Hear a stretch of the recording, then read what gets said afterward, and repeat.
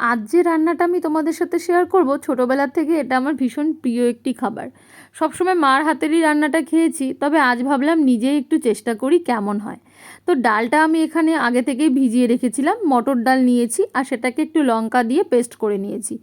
পেস্টটা খুব বেশি মিহি করার প্রয়োজন নেই, ওটাকে সরিয়ে রেখে এবারে সেই মিক্সিং জারের মধ্যে দুখানা বড় টমেটো আর 4-5টা লঙ্কা আমি কিন্তু আবারও পেস্ট করে নেব। এবার এই ডালটার যে বাটা রেখে দিয়েছিলাম তার মধ্যে নুন আর হলুদ দিয়ে এভাবে ফেটিয়ে গোল গোল করে তেলের মধ্যে কিন্তু ভেজে নিতে হবে। হ্যাঁ, কড়াইতে একটু সর্ষের তেল দিয়েই আমি ভেজেছি। এবার এরকম বড়ির আকারে ভেজে নিয়েছি। সত্যি বলতে যখন ভাজা হচ্ছিল তখন 2-1টা নিজেরও খাওয়া হয়ে গেছে, এত ভালো লাগছিল খেতে, কি আর বলবো। যাই হোক, এবারে ভাজাটা কমপ্লিট হয়ে গেলে ওই তেলের মধ্যে একটুখানি তেজপাতা আর জিরে দিয়ে, মানে গোটা সাদা জিরে দিয়ে আমি কিন্তু আলুটা ভেজে নেবো। আলু ভাজার সময় অবশ্যই নুন আর হলুদ দিতে হবে, আর আলুটা আমি ডুমো ডুমো করেই কেটে নিয়েছিলাম। তারপরে ওই যে টমেটো পিউরিটা করেছি তার মধ্যে দেবো একটুখানি আদা বাটা, মানে 1 চামচের থেকেও একটু কম।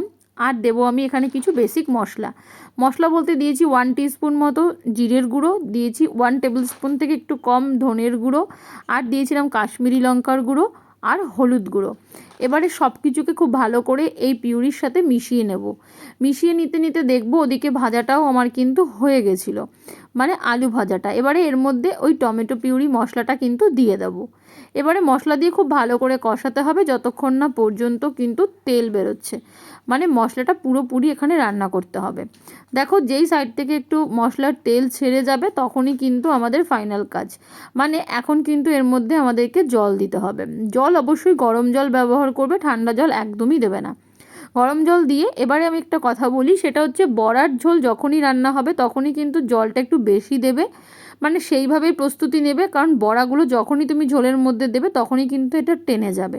প্রথমে দেখে মনে হতে পারে যে একটু বেশি লাগছে, বাট পরে গিয়ে বিশ্বাস করো একদম শুকিয়ে একটুখানি হয়ে গেছিলো। ব্যাস, এবারে ঝোলের জন্য একটুখানি নুনও দিতে হবে, মানে টেস্ট বুঝে আর কি। তারপরে দেখো একটুখানি নাড়াচাড়া করে খানিকক্ষণ রাখবে, উপর থেকে একটু গরম মশলা ছড়িয়ে দেবে। আর হ্যাঁ, অবশ্যই যেটা দিতে হবে সেটা হচ্ছে ঘি, এটার জন্যই কিন্তু এর গন্ধটা দারুণ আসে। ব্যাস, তারপরে তোমরাও খেয়ে বলবে, বাড়িতে ট্রাই করবে কেমন লাগলো। টাটা, আজকের রেসিপি এই পর্যন্ত।